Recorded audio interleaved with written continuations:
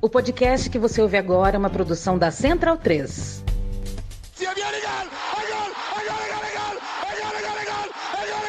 Parte Pino! Che vittoria! Che vittoria!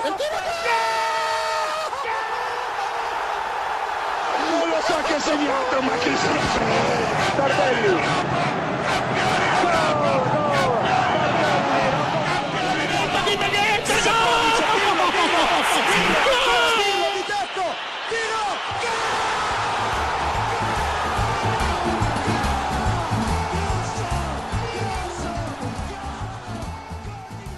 Olá a todos, sejam muito bem-vindos à edição de número 53 da Cautiopédia. Um abraço para você que está escutando o nosso podcast graças a Central 3, que coloca nossas vozes em seus ouvidos.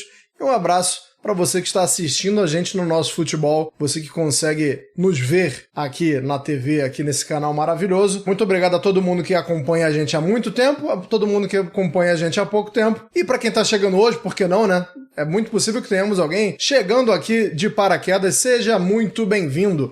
A gente, como sempre, vai falar muito sobre futebol italiano. Vamos falar sobre a seleção italiana, já que tivemos data FIFA recente. Não foi lá grandes coisas não, mas talvez, muito talvez, com um pouco de boa vontade, a gente consiga puxar algumas coisas boas do que foi essa última data FIFA para a Itália. A gente vai falar para Juventus, aí não tem muito o que puxar de bom, hein, gente? Eu sempre tento puxar o clima um pouco para cima, jogar a energia lá no alto. Com a Juventus vai ser um pouco mais complicado. Até tentei botar a camisa da Juventus hoje para ver se dava uma empolgada, mas Thiago Motta não me deixa ser feliz, não deixa o torcedor da Juventus ser feliz. E é isso que a gente vai falar, até porque ele saiu, ele está de saída, ele já se foi da Juventus. E a gente vai falar um pouco também sobre o Bolonha que pode ser o fiel da balança nessa Série A, né? É o Bolonha que já disputou a atual edição da Liga dos Campeões, está disputando aí na Série A uma vaga nas competições europeias, então pode pintar lá de novo. E, como eu falei, vai ser o fiel da balança porque ainda vai enfrentar todo mundo que está lá em cima. Claro que eu não estou sozinho nessa, estou com meus fiéis escudeiros. Hoje, eu sempre começo pelo Caio, mas hoje eu vou começar pelo Nelson. Nelson que está com uma belíssima camisa da Roma. Nelson, a gente sempre brinca o número de edição tentando achar camisa de jogador aí. Eu não sei se vamos conseguir uma camisa 53. O que eu sei sobre o número 53 é que o primeiro número do gato no jogo do bicho. É a única coisa que eu sei. Talvez seja a única coisa que dê pra gente fazer uma alusão hoje. Bom dia, boa tarde, boa noite, Nelson Oliveira. Bom dia, boa tarde, boa noite. Bom, minha camisa não é 53, mas é quase um múltiplo, porque se você multiplicar o número dessa camisa por 3, vai dar 54.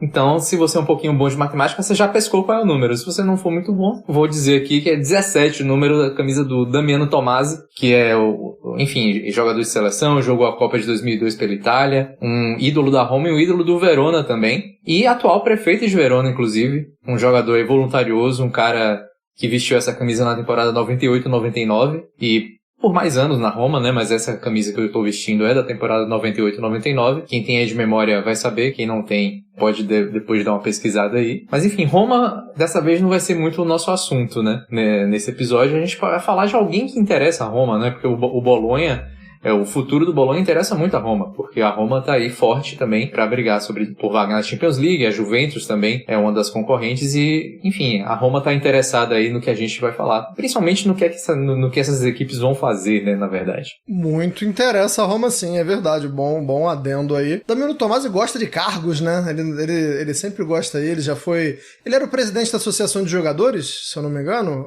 anteriormente a ser prefeito de Verona. Isso, e eu errei a conta, era 51 na verdade, eu falei 54, é 51, pra depois não dizer que eu também sou ruim de matemática, mas enfim, é 51. Não vamos fazer propaganda aqui, mas enfim, ele era assim, presidente da Associação Italiana de Jogadores de Futebol, sim. Tá aí, gosta muito de um cargo. É isso que acontece quando a gente joga número pra jornalista, ó. E principalmente quando a gente precisa fazer malabarismos numéricos. Bom dia, boa tarde, boa noite, Cabitecura. Está de preto porque está de luto com a Azzurra, Caio? Ou há outros motivos? Bom dia, boa tarde, boa noite. Olá a todos, talvez poderia estar de luto por alguém, mas nesse caso talvez não há tanto luto nessa indumentária preta, porque apenas foi a primeira que apareceu no guarda-roupa. Até porque dessa vez não parece ser o caso de terra arrasada com a Itália, com uma eliminação. Até pensando no que vem por aí em grupos das eliminatórias da Copa e tudo mais, mas pensando na Itália, talvez talvez o ideal seria uma camisa amarela, com sinal amarelo e tudo mais. Se bem que camisa amarela, ultimamente, não é exatamente um bom sinal e tudo mais. Aí você pode citar, assim,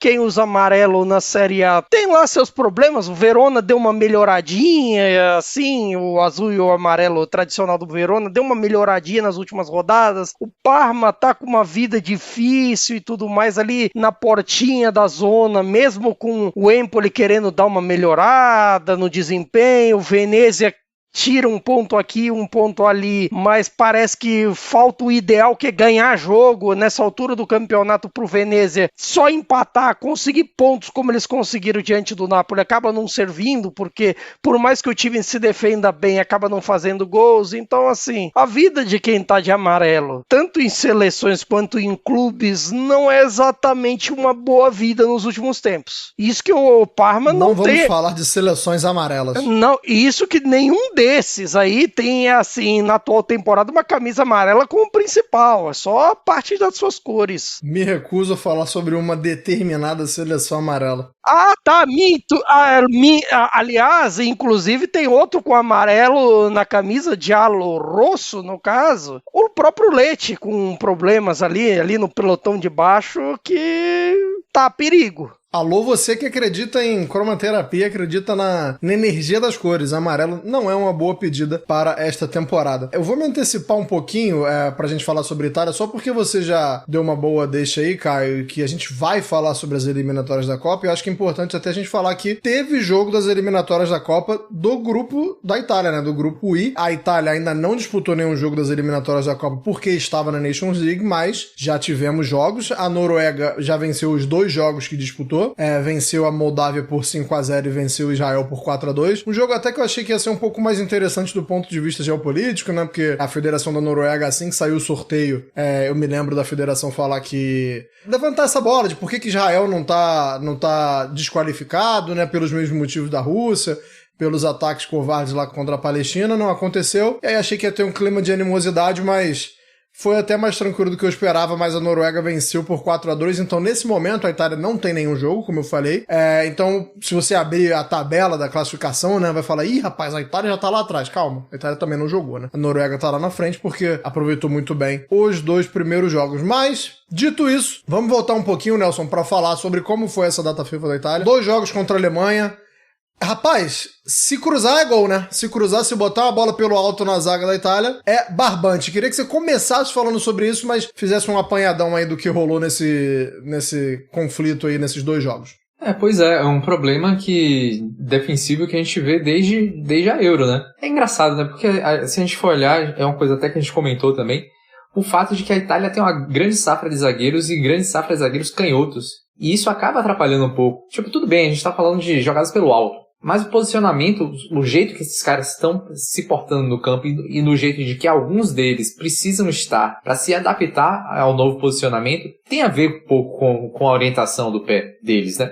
Então, assim, por exemplo, o Buongiorno, a gente viu, agora nas imagens que a gente está vendo no jogo de volta, perdido. O Bastoni no jogo de ida também perdido, jogando de zagueiro central, uma posição que às vezes ele faz na Inter, mas muito raramente. E até quando ele faz, o zagueiro que joga no lugar dele na esquerda, se for o Di Marco, beleza, canhoto. Se for o Carlos Augusto, beleza, canhoto. Mas às vezes, por exemplo, é o Bissek que não é canhoto. Então, já muda um pouco. Enfim, o Spalletti precisa corrigir isso, porque a Itália tomar gol pelo alto, considerando a qualidade de zagueiros que tem e o histórico de zagueiros que sempre teve e de ser muito forte por esse tipo de jogada, é algo, assim, muito preocupante, né? Isso para não falar do gol onde a desatenção geral da defesa do segundo gol da Alemanha no jogo de volta das quartas de final, né? Então, isso aí, sei lá, não existe em lugar nenhum. Acho que aconteceu porque foi na Nations League, que é praticamente um amistoso de vez em quando, né?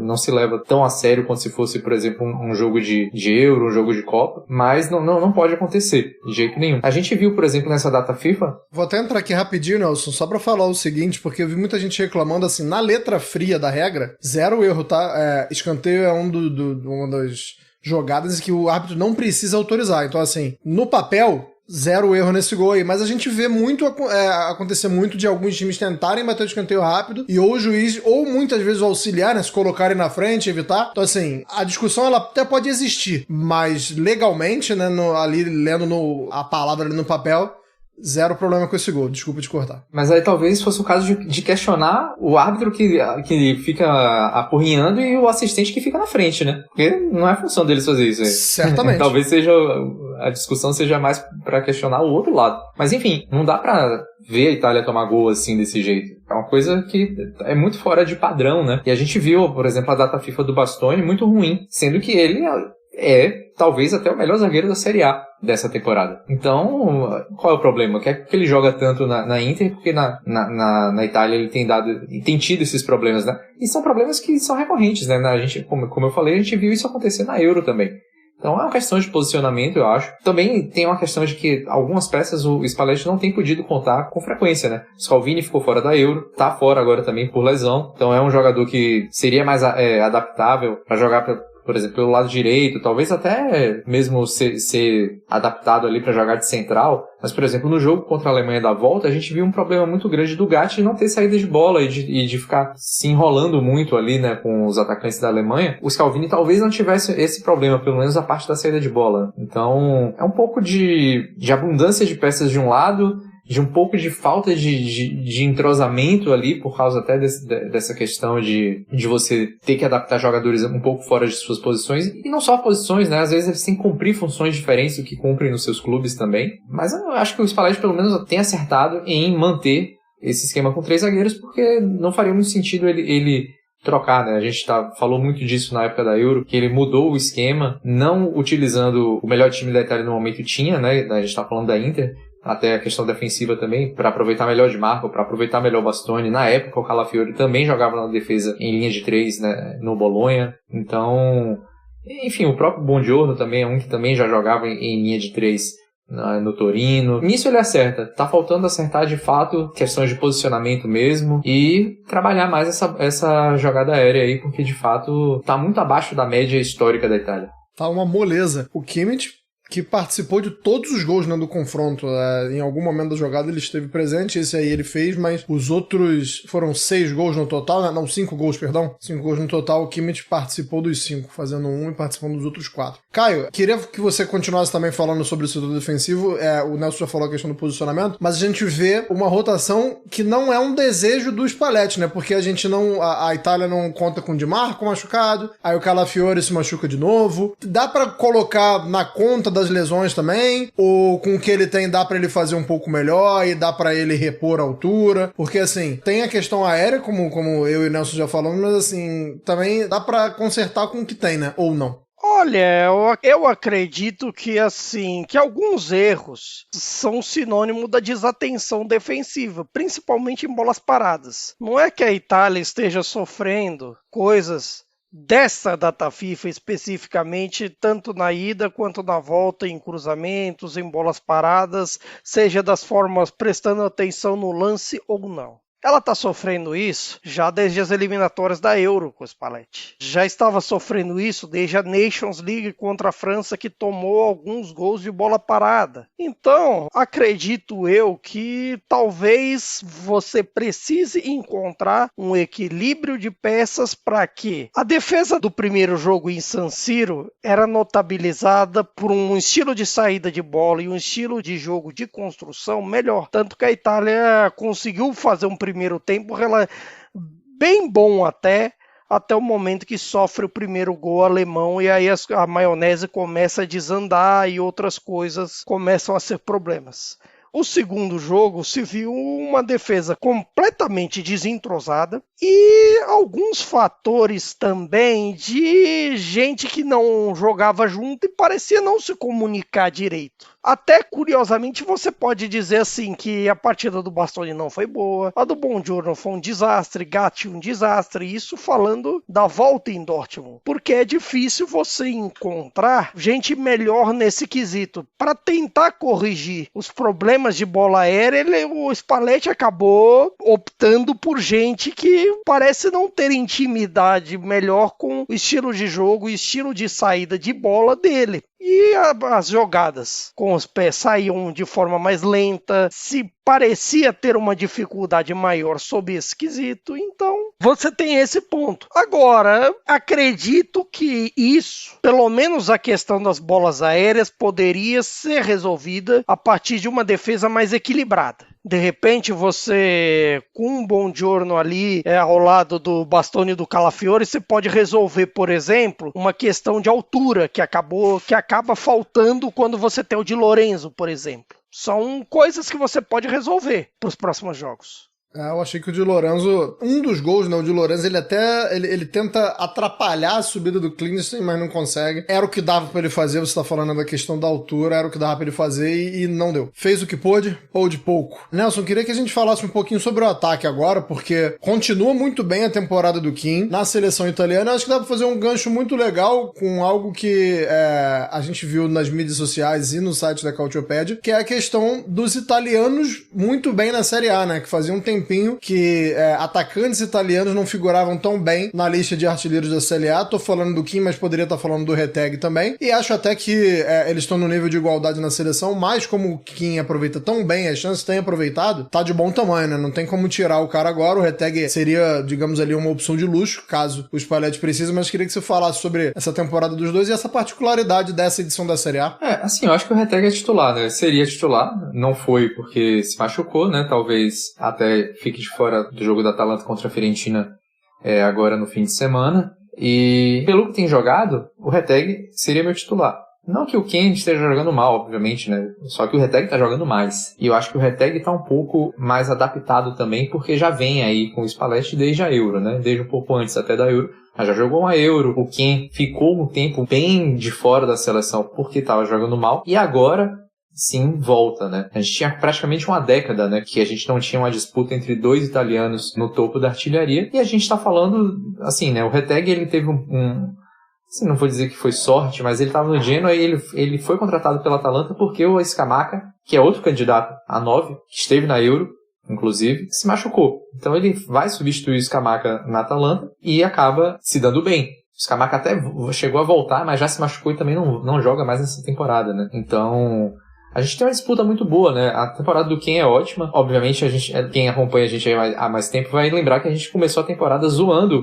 o Ken aqui, porque ele, numa brincadeira com crianças, né? Aquela coisa de apresentação, embaixadinha, tal, chutando no alvo, e ele tava com um tênis, assim, não era uma chuteira, né? Era um tênis, assim, de mais alto, uma coisa mais de sair. Ficou chutando bola e não acertava o alvo, né? Uma preguiça, assim, terrível, chutando bola pra fora, bem longe do alvo, tudo bem. Agora a gente pode dizer que na verdade é isso, ele estava querendo perder para as crianças. Ele pode também alegar isso com muito mais facilidade, porque de fato ele faz uma temporada que não tem nada a ver com aquele Ken que a gente ficou brincando no início aqui. Ele de fato se adaptou. A gente precisa dizer, né, que o Raffaele Palladino, técnico da Fiorentina, já queria contar com ele no Monza quando estava treinando o Monza na temporada passada, ou seja, tinha planos para Moise Kean e mostrou que, de fato, está sabendo utilizar o atacante na Fiorentina, e isso tem dado uma confiança ao Ken que, mesmo sem o Palladino, ele conseguiu render. Foi um dos melhores jogadores italianos nessa data FIFA, porque ele também jogou bem no jogo de ida contra a Alemanha, quase faz um gol no chute que o Baumann fez uma defesaça, fez uma partida bastante aceitável, acabou sendo sacado porque a Itália tomou um gol que não devia ter tomado, né, como a gente já falou, e o Spalletti acabou fazendo uma mudança no ataque para dar uma chance pro Luca, para jogadas aéreas e tudo mais. Mas o Ken não estava jogando mal, estava jogando bem. Enfim, a gente tem ali, né, dos 9, a gente tá falando do Ken, tá falando do Retegui, falou do Scamacca, mas a gente tem outros nomes, né? Acabei de falar do Luca também, que é um cara que tá ali também disputando, já chegou ao dígito duplo em gols, né, nessa temporada. E a gente tem outros nomes, a gente já falou aqui do Pinamonti outras vezes, que é um atacante que, dentre os atacantes que estão na Série A no momento, ele já tem mais de 50 gols e tem apenas 25 anos. É um cara que poderia ter sido levado em consideração mais vezes, na minha opinião, na seleção, porque é um cara que ele pode não ter números estratosféricos, mas ele tá sempre ali conferindo. É um cara que ele podia, na minha visão, ser, inclusive até tá em times maiores. Acho que a Inter cometeu um erro, por exemplo, em não ter utilizado muito o Pinamonti quando teve o Pinamonti à disposição, ainda na gestão do Antônio Conte. Foi muito pouco utilizado. Hoje, na minha visão, seria muito mais útil do que o Arnautovic, por exemplo. A Inter muitas vezes sofre quando precisa de poupar ou tem alguma lesão do Lautaro, Agora, por exemplo, a gente tá num momento assim, o Lautaro se lesionou durante a data FIFA, nem jogou pela Argentina, né? Então não deve atuar contra a Udinese, deve ir o Arnautovic. Acho que o Pinamonti seria um nome mais interessante, tem um estilo parecido, estilo físico, é um cara que chuta bem com as duas, também cabeceia bem. A gente tem o Sebastiano Espósito, que é um cara mais móvel também, que tá fazendo uma Série A muito boa. Então a gente tem alguns atacantes aí, jovens principalmente, né, de 25 anos pra baixo, que estão surgindo,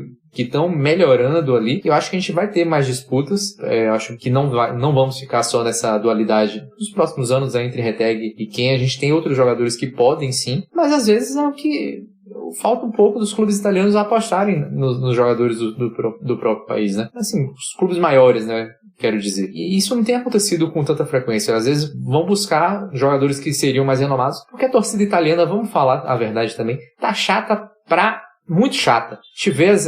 A gente reclama às vezes aqui de como o ambiente de redes sociais é tóxico aqui no Brasil, e isso se amplia muitas vezes nos momentos em que a gente tem problemas na seleção brasileira, que às vezes as coisas são muito, as críticas ficam até meio delulu, né, como gostam de falar por aí, e as coisas vão para um lado nada a ver, ninguém tem talento, nada assim. Na Itália é parecido. E a gente vê, por exemplo, se a Inter chega e contrata um Pinamonti, o que é que a torcida vai falar na internet, assim, vai ficar enchendo o saco. E às vezes é uma opção muito melhor, mas às vezes mais barata, mais interessante, mais útil do que você ir apostar num cara assim, mais rodado, que talvez não entregue tanto, que vai pedir um salário muito mais alto. E a gente pode estender isso a vários outros clubes. Por exemplo, o caso da Roma, por exemplo. A Roma foi buscar o Dovbyk, mas tá sem reserva pro Dovbyk e teve que fazer o Shomurodov jogar bola, voltar a jogar bola para poder ter ali um certo reserva. E nem é muito estilo do Shomurodov ser aquele 9, né? Ele é um cara mais móvel. Ou então pegar alguém decadente, né? De repente você tem um Lukaku decadente, um Simeone que não faz gol. Pois é, um Pinamonti, um Espósito, não teria ali pelo menos, não vou dizer que cravar, vai dar certo. Até porque mesmo esses caras consolidados a gente não pode cravar. Será que não seria mais interessante apostar no nome desses? Mas os clubes italianos muitas vezes têm um pouco são conservadores nessas escolhas e as torcidas de maneira geral. Algumas torcidas são um pouco mais chatas do que outras, mas na média assim, né? Que a gente pelo menos fica vendo o tipo de comentário. Mas enfim, acho que se perde muito tempo e a gente vê aí alguns jogadores que poderiam até estar mais maduros rodando em clubes pequenos, quando na verdade poderiam estar em clubes médios e grandes, e até estarem rodando pela seleção para resolver um problema que já era há mais tempo. E o Reteg, por exemplo, é um desses exemplos. Quando ele estava no Genoa, não vou nem falar do momento que ele estava no Tigre. No momento que ele estava no Genoa, ele era contestado porque ele era o titular da seleção. Agora que ele é artilheiro do campeonato, deixou de ser. Eu acho que é um bom exemplo pra gente ilustrar isso aí que a gente está debatendo. Eu curto muito o Lorenzo Luca e acho que o pessoal que eu digo é a galera que disputa mais coisas do que o Udinese, né? Deveria ir um pouquinho mais firme nele aí. Mas tá bem também, né? O Udinese tá bem coberta nesse sentido. Se alguém quiser tirar, tem que pagar multa.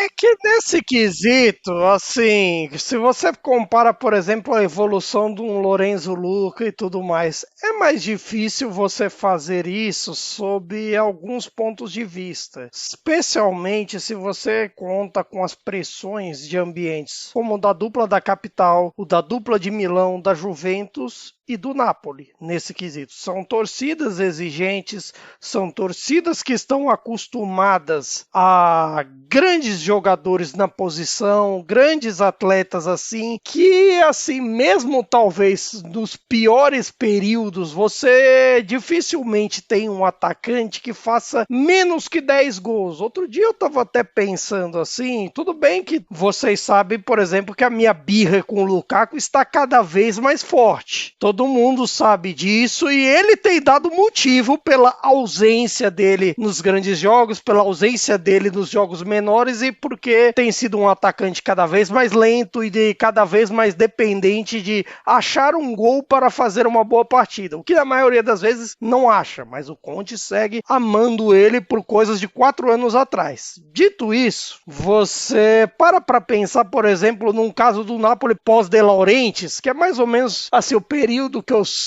acompanho o Napoli, coisa mais assim desde 2007, 2008. Eu parei pra pensar dia desses, assim, os atacantes que eu vi, Pampa Sosa, eu vi Zalaeta, o piorzinho, entre aspas, era o Germain Denis. Aí depois disso veio o Quagliarella, Cavani, Higuaín, você teve o período do Mertens virando centroavante, o Milik, aí depois dá o Osimhen. É uma grande, assim, constelação de jogadores que te garantiam gols. Quando você... Vamos pegar, por exemplo, o Lorenzo Luca, que até o momento ele fez 10 gols na temporada. Ele, assim, é uma garantia de que vai entregar os gols se você vestir uma camisa de mais pressão, de mais situações. Até agora ele só foi passar os 2 dígitos na carreira de gols nessa temporada. Você tem um flop no Ajax nas costas, um período que ele demora a se adaptar na Udinese. Isso pega na seleção de um jeito, pega na própria adaptação ao Udinese, que às vezes você tem que ter um pouquinho mais de paciência. E vale ressaltar que a boa campanha da Udinese também é porque a Udinese deu muita confiança a essa galera, tanto ao Lorenzo Luca, quanto a muita gente, assim, muita gente que já estava lá, com o Pajero, argentino, você tem um Ekelenkamp crescendo, uma galera que já está há um tempão fazendo bom campeonato, vale ressaltar a defesa também, o Bijol e o Solé que chegou agora, e claro, toda uma ideia que assim já do Runjait e também da diretoria com gente nova no pedaço. Você tem o Gökhan Inler, você tem mais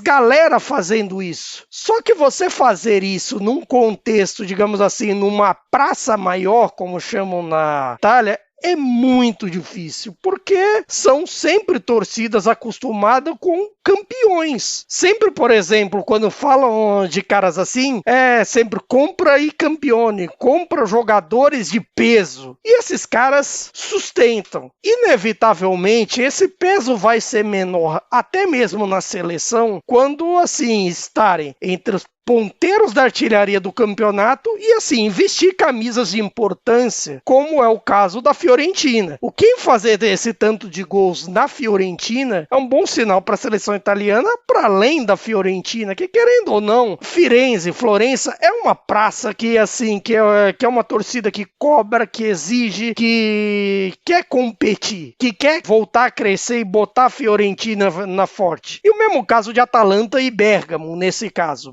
Por mais que seja uma torcida que é menos populosa que a da Fiorentina nesse quesito. Mas isso chancela. Querendo ou não, eu acho que em muitos casos aí, até em termos de seleção, às vezes pareceu faltar nos últimos tempos uma certa experiência internacional para você lidar com esse tipo de jogos. Mesmo que seja de uma Conference League, você tendo uma experiência internacional, confrontos internacionais, parece que o atacante sabe ler melhor o espaço, tem um pouco mais de paciência para definir, talvez não seja tão afobado se você tem minutos, por exemplo, em competições europeias. Também não adianta muito você ter minutos e errar gol cara a cara como o Raspadori faz, mas assim, aí já é defeito de fábrica.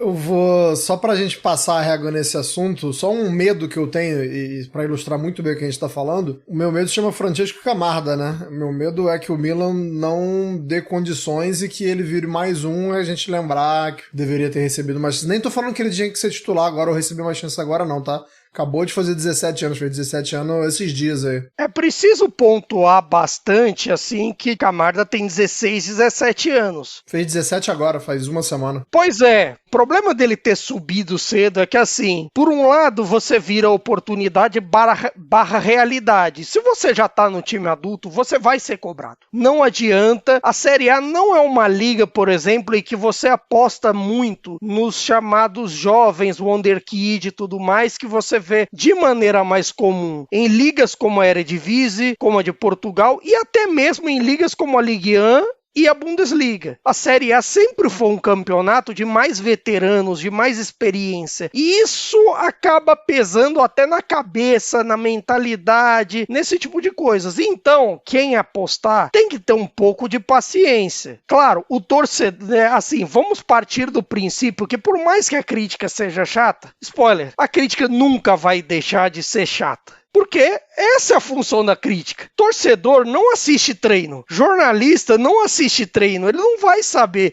E agora que você conhece cada vez menos os jogadores, pior ainda. Não adianta. Não vamos nos iludir achando o torcedor vai moderar, porque não vai. Isso, sei lá, no Brasil, na Itália, na Indonésia, na República Democrática do Congo ou, sei lá, nas Bahamas. Porque é assim. Querendo ou não, o cara muitas vezes só assiste, só que assim, ou lê alguma coisa, etc.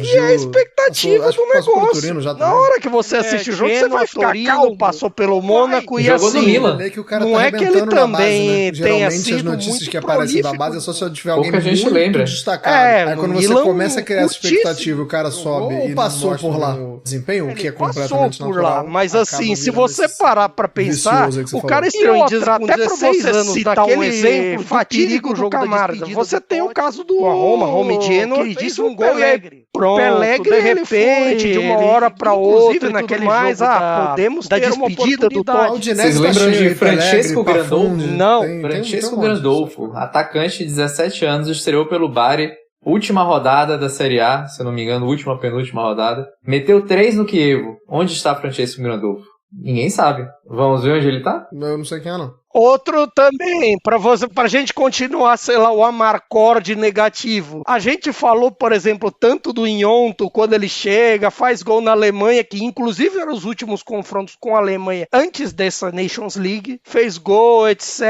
Mantini botava pra jogar. De repente, o cara tá com um número baixo de gols no Leeds. 5 gols em 35 na Championship. Tudo bem que a Championship é a esquina da loucura e tudo mais, mas o bonde passa. Às vezes você perde tempo e tudo mais. Inclusive, eu até acho que a Premier League é um lugar... A Premier League e a Championship são lugares piores ainda para desenvolver. Então... O Grandolfo tem 12 gols na temporada. Bons números. 12 gols em 28 jogos. Mas é no Monopoly da Série C e já tem 32 anos. Já vai fazer 33. Essa estreia que eu falei dele aí foi lá atrás, na temporada 2010, 2011. E eu falei Chievo, né? Não foi Chievo, porque ele jogou no Chievo na sequência. Foi contra o Bolonha. Um 4-0 do Bari sobre o Bolonha. E enfim, estreou metendo 3 gols. E desde então só jogou na Série A de novo pelo Chievo. Fez 2 jogos pela Série A e depois outros 6 jogos pelo Bari na Série B. E depois nunca mais jogou nas 2 primeiras divisões do Campeonato Italiano. Ou seja, cuidado com a empolgação, galera. Agora eu vou pegar esse bonde aí que você fez no passado, porque se a gente tá falando aí que faz quase 10 anos que não tinha 2 italianos na artilharia, vou passar voando aqui, sempre pelos italianos que foram artilheiros ou os melhores italianos na Série A, tá? Na 13-14 foi o Immobile, nenhuma novidade, né? Na época com 22 gols. Aí na temporada 14-15 o Luca Toni ficou em segundo na artilharia com 22 gols. Na 15-16... Pavoletti com 14 gols. Não foi um ano bom para os italianos, tanto é que o Pavoletti foi o 6º na tabela de artilharia. Temporada 16-17, Gallo Belotti foi o 3º, com 26 gols. Na temporada 17-18, voltamos a ter um artilheiro italiano. Ciro Immobile ficou na primeira colocação com 29 gols, temporadaça dele. Na 18-19, mais uma vez um artilheiro italiano no campeonato, Fábio Quagliarella, na época na Sampdoria com 26 gols. Immobile de novo, liderando, e se naquela temporada que ele tinha feito 29 gols ele foi bem, na temporada 19-20 ele fez 36 gols. Aí na temporada 20-21 ele deu uma caída, mas ainda assim foi o italiano com mais gols, com 20 gols ficou na 5ª posição da artilharia. Temporada 21-22, mais uma vez o homem, Ciro Immobile com 27 gols. Foi o artilheiro do campeonato. Temporada 22-23, Domenico Berardi, com 12 gols. Péssimo ano para os italianos, porque o Berardi foi só o 9º na tabela da artilharia. Ele empatado com o Immobile, né, ambos com 12 gols. Na temporada 23-24, Scamacca foi o italiano com mais gols, com 12. E agora temos essa temporada, chegamos à temporada em que Retegui, por enquanto, lidera a artilharia e Moise Kean é o 2º. Falamos muito sobre seleção, falamos muito sobre atacantes. Nelson, vamos falar sobre o Juventus, mas eu vou começar aproveitando que a gente está no passado. Passamos por alguma temporada aí que você vai falar, mas isso é o que a gente vai abordar aqui no nosso quadro Calcio História. Nelson, é a segunda vez que a gente vai falar, que a gente vai ilustrar o quão ruim está a temporada da Juventus aqui no Culture História, recorrendo a números, estatísticas e fatos do passado. A gente já tinha falado quando a Juventus tomou 4x0 da Atalanta, quando foi, que a Juventus tinha tomado a última vez, tinha perdido 4x0, precisamos ir longe demais. E rolou um negócio interessante na saída do Thiago Motta, que foi uma comparação com uma temporada que o torcedor do Juventus sente um calafrio quando se recorda, Nelson. Lembre para mim e para o pessoal que está escutando e assistindo a gente, que foi essa temporada, Nelson? Acabei de falar dessa temporada, inclusive, né? Foi a temporada dos 3 gols do Gandolfo, temporada 2010-2011. Foi a temporada em que o Didi Del Neri foi escolhido como técnico da Juventus, depois de um ano em que a Juventus tinha apostado no Tiro Ferrara como técnico, não deu certo, ídolo histórico ali da Juventus, não deu certo, foi demitido, veio o Zaccheroni, Alberto Zaccheroni também não deu certo, ficou em 7º lugar. Mesmo assim, ainda conseguiu ali de lambuja uma vaguinha na Liga Europa. Liga Europa que recém tinha mudado de nome, né? Era a Copa UEFA até pouco tempo antes. Ali estava no seu início. E o Didi Del Neri tinha simplesmente classificado a Sampdoria para a Champions League. A Sampdoria ali com a dupla formada pelo Cassano e pelo Pazzini, né? Que tirou o título da Roma no final do campeonato, ajudou a Roma a perder o campeonato para a Inter. A Roma tinha passado a Inter e a derrota no Olímpico com o show da dupla ali tira a possibilidade de a Roma, de fato, ganhar, né? Porque a Inter passa à frente de novo ali no finalzinho do campeonato e fica com o título, né? A sua tríplice coroa. Essa Sampdoria aí ficou em 4º lugar. E aí o Didi Del Neri, assim como o Thiago Motta, mas em estágios bem diferentes da carreira, né? Didi Del Neri já era um cara ali consolidado como treinador que fazia times pouco badalados chegarem longe. Tinha feito isso com o Chievo, fez isso com a Sampdoria e a Juventus apostou nele para, ainda muito se recuperando dos efeitos do Calciopoli, tentar dar a volta por cima, e não deu certo, né?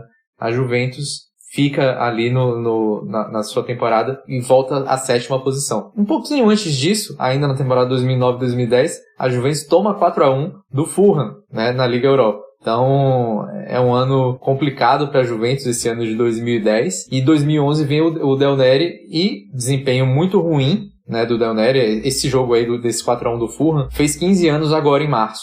No dia 18 de março, dia do meu aniversário, inclusive, fez aniversário de 15 anos. Esse jogo aí que a Juventus foi humilhada pelo Fulham e caiu fora da Liga Europa muito cedinho, né? Aí, enfim, a crise total que isso aí provocou, né? O Zaccheroni foi demitido logo depois ao fim da temporada, e vem o Del Neri para tentar dar a volta por cima e não consegue. Volta a um 7º lugar a Juventus, e o Thiago Motta simplesmente tem um percentual de vitórias que não se via desde que o Del Neri comandou a Juventus logo depois dessa surra aí do Fulham. Então, é um cara que chegou com muitas expectativas, posso dizer que muito mais expectativas do que o Del Neri na época, e muita boa vontade também, eu acho, porque o Thiago Motta tinha feito um trabalho com o Bolonha que ninguém esperava, que inclusive contra a própria Juventus fez a Juventus sofrer no Allianz Stadium, fez a Juventus sofrer na visita a Bolonha também, e simplesmente não rendeu, e acho que tem muito a ver com questões de diretoria. A gente já falou aqui como a diretoria da Juventus, até colocando também no paralelo com o Milan, como existe uma coisa que transcende o trabalho ali entre treinador e elenco, né? Embora o Thiago Motta tenha muita culpa também, né? O jeito que ele se comportou, né, com o elenco, ali também em parceria com o Giunto ali, né, de praticamente abrir a porta da rua para vários jogadores. Isso não pega bem, dentro do vestiário, não pega bem pro mercado, tanto é que vários desses jogadores ou tiveram que ser emprestados no final, ou não ficaram, não conseguiu fazer com que tivessem a transferência, né? O Arthur, por exemplo, ficou encostado meses na Juventus até ser negociado no mercado de janeiro. A própria relação dele com o Vlahovic era bastante conturbada, né? Enfim, o Thiago Motta acho que mostrou que ainda tem problemas para lidar com o vestiário, né? Pelo menos o caso do Del Neri não tem nada a ver com isso, foi um problema muito mais ali de falta de traquejo ali, mesmo de questões técnicas. Obviamente tinha um bastidor complicado, né? Como resultado dessa derrota aí de 4x1 e da temporada do Del Neri na sequência, a gente teve a volta do Zanielli ao dia a dia do clube, né? A gente tem que lembrar que desde que o Gianni Agnelli faleceu, né, em 2003, a Juventus ficou um pouco sem a presença da família tão ali no dia a dia, mas tinha um pouco mais ainda, porque tinha o Humberto Agnelli estava ali, o André ainda estava muito jovem, né? Mas tinha pessoas competentes tocando, e pessoas competentes e também um pouco fora da lei, como o Luciano Modi, né? Mas depois que vem o Calciopoli, a Juventus perde muito da cabeça, né? Como se fosse aquela história da Hidra, né? Que você corta a cabeça dela e ela perde a força. E no caso da Hidra são várias cabeças, né? A Juventus foram 3 cabeças cortadas, né? O Modi, o Bettiger e o Giraldo. No caso da Juventus deram uma paulada, né? Na Hidra. Você não pode cortar a cabeça. No caso da Juventus deram uma cacetada. E aí ficou aquele negócio ali lá atrás de falta de comando. E o que acontece logo depois, em 2011, André Agnelli resolve voltar, no caso, trazer a família de volta, né? Ele, de fato, entra no clube ali, vira presidente, e a gente tem aquele período hegemônico, e logo depois ele também acaba caindo ali por questões de corrupção. E nesse momento não tem outro Agnelli para colocar. E aí? Todos os outros Agnelli estão ocupados com outras coisas, que nem é mais Agnelli, né, que o sobrenome é o John Elkann, tá lá na Fiat, de vez em quando aparece num jogo, mas não vai ser presidente da Juventus. O Lapo Elkann tá ocupado com outras coisas muito mais interessantes, muito mais, dizem, né, muito mais pesadas também, por aí. E o André Agnelli não vai voltar a ser presidente da Juventus por toda a mancha que deixou toda a gestão dele, questão da Superliga, questão de corrupção e tudo mais. Enfim. Agora, o Igor Tudor vai ser esse cara? Um cara totalmente conflituoso? Eu acho complicado. É isso que o Caio vai falar, mas eu vou passar rapidamente pela escalação da Juventus nesse jogo contra o Fulham aí, que era Kimmich no gol, Salihamidzic, Zebinar, Cannavaro e Grosso. E tanto o Zebinar quanto o Cannavaro foram expulsos nesse jogo. O meio-campo com Felipe Melo, Camoranesi e Sissoko. Diego Ribas, Candreva e Trezeguet entraram durante a partida. O De Celli, lateral esquerdo, o Gridiera, lateral direito e zagueiro, tcheco, e Alessandro Del Piero. Caio Bittencourt, já que o Nelson perguntou aí se o Tudor vai ser esse cara, fale sobre tudo e se ele vai ser esse cara.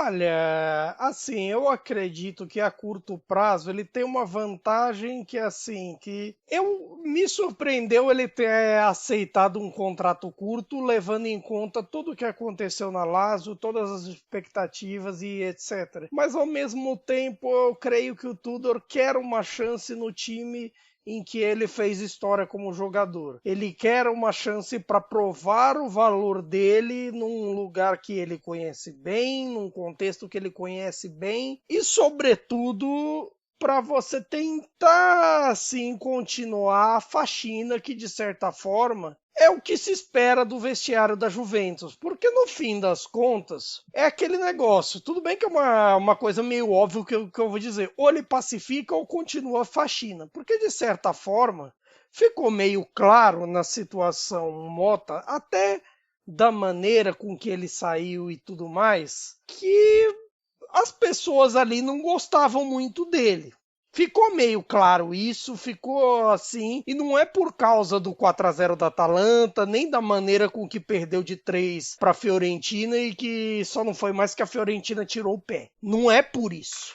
É até pela maneira com que ele lidava com alguns jogadores, pela maneira com que, no fim, só o Imbangula e mais um acabaram saudando ele e tudo mais. E no meio desse tipo de coisa, até com relação às notícias que saíram, dele estar meio balançado com o elenco, viraram crônicas de uma morte anunciada para o Thiago Motta. E de certa forma, é talvez uma das decepções da temporada que, por incrível que pareça, ainda dá para salvar da Juventus. Como é que se pode salvar? Classificar para a Champions League. Não importa o que vai acontecer no Mundial nos Estados Unidos, aí é outra história. Vai ter uma janela ali para você resolver algumas coisas, de repente botar uma vassoura em alguém ou, sei lá, comprar quem quiser. Que talvez acho que não seja o caso, justamente porque a Juventus ainda está pagando o que comprou. Mas, sobretudo, ainda falta campeonato e ainda dá para a Juventus buscar. Só que assim, vai ter que ser um campeonato novo, vida nova, outro contexto, justamente porque dessa galera aí, se você considerar, por exemplo, vamos considerar que quem tá na briga é até o Milan. Desses, o único que é tão problemático assim, que teve alguns problemas fora de campo tão iguais quanto o da Juventus foram o Milan. E mesmo assim, eu arrisco a dizer que o Milan está jogando melhor que a Juventus. Está tendo mais dificuldade. É justamente assim, o Milan assim, paga pelo passivo lá de trás, da época do Paulo Fonseca, porque agora o problema lá no Milan não é treinador, talvez até sejam outras coisas. Agora o da Juventus ficou meio na cara que assim, a relação Mota-jogadores sim, estremeceu tanto que era até difícil você pensar em continuar. O problema é que o Tudor não é exatamente a fama de alguém muito afável. Então você começa a questionar tudo isso. Você começa a pensar se vale, se o cara vai pacificar o suficiente. Acho que é capaz. Acho que ele pode usar essa experiência dele de Juventus, mas eu vou só me ater ao negócio que você falou, que a gente não. Que o Tudor tem dois caminhos. Ou ele continua a faxina ou dá uma parada, né? Se a faxina não continuar, aí eu acho que fica feio pro Giuntoli, né? Porque toda vez que a Juventus mandava alguém pra fora, não era só o nome do Thiago Motta, né? Era um trabalho de Thiago Motta e Giuntoli. Era a dupla. E aí, se a faxina não continuar agora, vai ficar feio, vai parecer que o Giuntoli deu um passo pra trás e tudo bem, né? Se ele chegar à conclusão de que ele errou, mas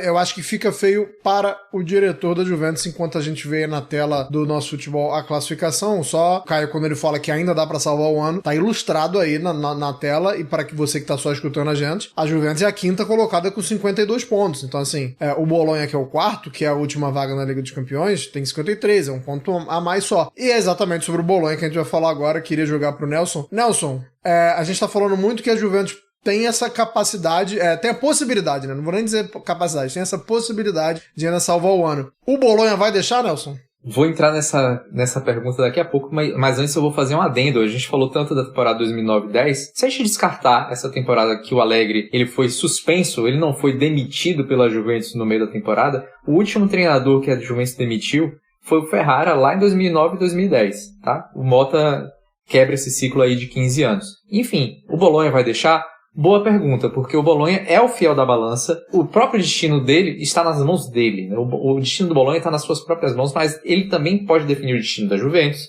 pode definir o destino da Atalanta, do Napoli e da Inter, porque ainda joga, vai ter a 30ª rodada do campeonato, 4 dos jogos que o Bolonha vai fazer até a 38ª e última rodada, são jogos ali no topo da tabela. Então a gente vai ter que vai ver do que é feito esse Bolonha de fato.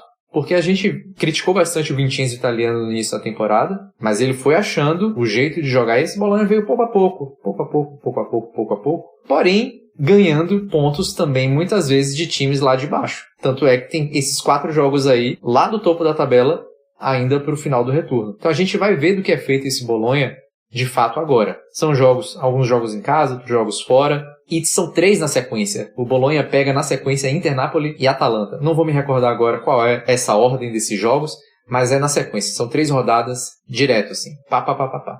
O Bolonha fez muito bem, assim, em um desses confrontos diretos em cima da tabela, aplicou 5-0 na Lazio. Então tem isso aí a seu lado.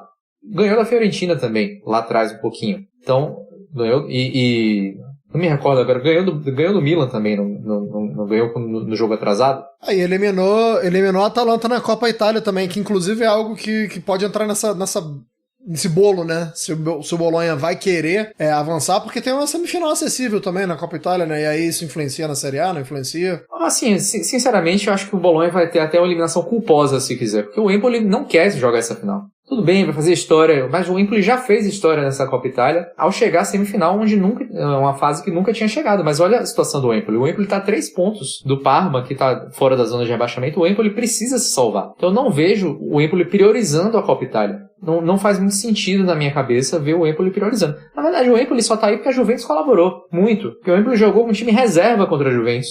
Não ganhou porque não quis. Porque o Konaté perdeu 2 gols de cara no primeiro tempo. O Empoli podia ter terminado o primeiro tempo ganhando de 3-0 na Juventus.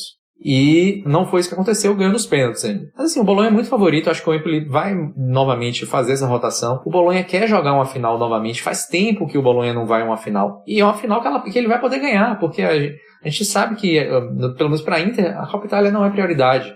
Pro Milan, tende a ser, porque o Milan pode chegar ali no fim da temporada precisando de um título e talvez já fora da Champions League. São os dois possíveis adversários, né? Mas, pra mim, o Bolonha prioriza, inicialmente, nesse momento, tem como prioridade essa sequência aí de jogos. É o que o Bolonha tem pela frente. O Empoli, esse jogo de semifinal de Copa Itália que a gente vai ter na semana que vem, é um jogo que o Bolonha vai levar de banho-maria, porque ele sabe que tem condições de... É um jogo de ida e volta, não tem um confronto de ida e volta, né? Então, assim, o Bolonha é favorito, mais favorito ainda por ser ida e volta. Então, eu creio que o Bolonha vai jogar um pouco a sua vida nessa disputa aí. E, enfim, né, a gente vai... É uma disputa que não interessa só ao Bolonha, né? Interessa pela briga pelo Scudetto, né? A gente pode ver uma Atalanta, por exemplo, voltando à disputa, né? Já, a Atalanta encosta, a Inter vai, vence, e a Atalanta acaba ficando um pouco para trás. Pode acabar voltando de novo, né? A depender dos resultados, né? Vai que o Bolonha vence a Inter e vence o Napoli, por exemplo, e perde para a Atalanta.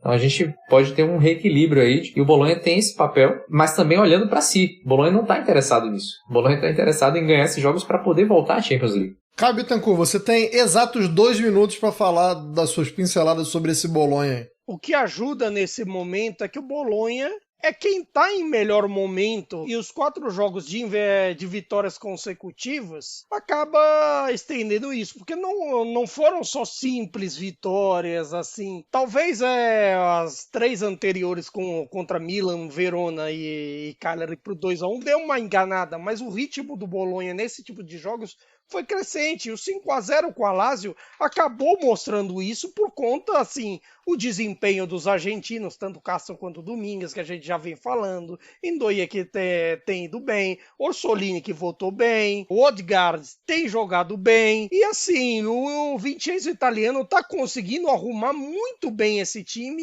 sendo bem competitivo, e assim, até tá melhorando coisas que a gente reclamava dele na Fiorentina com relação a uma posse mais improdutiva, agora uma posse mais produtiva com relação a isso, a um sistema defensivo mais eficiente, e isso faz uma enorme diferença na briga com a própria Fiorentina, que tem lá seus momentos de irregularidade também pelos problemas com lesões, questão de elenco e tudo mais. O Milan parece ter dado uma melhorada nos últimos 2 jogos, tem 2 vitórias seguidas, mas o passivo de lá de trás acaba jogando contra o Milan nessa briga. A Roma vem em um bom momento, interessante e tudo mais, mas o que vai ser a vida sem o Dybala que tá fora da temporada? É um grande mistério. Além de tudo que a gente falou da Juventus, que agora vai começar uma vida nova, é até difícil a gente prever por conta disso. A gente imagina, eu até imagino que seja positiva pelo impacto que o Tudor deu na Lazio na temporada passada, que classificou para as Copas. Mas o que pode ser com esse elenco? E tem o fator Lazio. A Lazio, o que ela vai querer da vida? Ela vai pensar totalmente all-in para tentar a Europa League, que é possível? São, assim, as cenas dos próximos capítulos. Por bola, esse Bolonha tá na frente. Eu acho que por pensar em calendário e etc., a cabeça nas Copas, tanto do Bolonha quanto da Lazio, pode ser um sinal positivo para Juventus e talvez para Roma. Assim, o Milan também depende da Copa. Também depende ali o que vai pensar no derby e tudo mais. E aí veremos as cenas dos próximos capítulos. Vou adicionar um pouquinho mais de água do chope aí pro torcedor do Bolonha, porque além disso tudo, e dessas 3 próximas rodadas que o Nelson citou, ainda depois o Bolonha ainda pega Milan, Fiorentina e Udinese. E só pra passar a régua aqui, a gente falou sobre tantos atacantes italianos, a gente foi tanto ao passado hoje, especificamente falando de atacantes, o diretor esportivo do Bolonha, Marco Di Vaio, era muito bom atacante, hein? Canhotinho, careca, fazia de tudo. E hoje também, vale dizer, é um bom scout. Porque, assim, ele participa muito bem dessa formação de time. É um time jovem, é um time interessante, de qualidade. E, assim, de certa forma, dá umas boas lições. Está aproveitando o caos ali entre os outros? Bastante. Mas, assim, ter dado paz, não feito balançar, por exemplo, o Vincenzo italiano lá no começo, é uma coisa, assim, principalmente fundamental se você comparar o que aconteceu com os principais adversários dele na briga. Se fala, por exemplo, do caos que foi Juventus e Milan, então, o Milan, coitado do Sérgio Conceição, toda hora, não, mas ele vai cair, tem um monte de gente querendo puxar o tapete do cara. Deixar o homem trabalhar e deu certo. Muito obrigado a todo mundo que acompanhou mais essa edição edição. Gostei bastante dessa edição de hoje, porque falamos de bons nomes aí, o coração ficou quentinho ao se lembrar de alguns deles. Espero que vocês tenham gostado também. Faltou falar de um. Antônio Candreva se aposentou essa semana. Rapaz, e olha que eu citei ele na escalação da Juventus que perdeu pro Furra, hein? Curta aposentadoria, Antônio Candreva. Se aposentou no dia 18 de março também. No dia do aniversário de 15 anos daquele jogo que ele tomou um cacete, ele se aposentou. Acho que ele lembrou e falou assim, rapaz, deu uma bad, eu acho que é melhor parar por aqui. E a gente vai parando por aqui também nessa edição de número 53. Muito obrigado a todos, um abraço, arrivederci e tchau.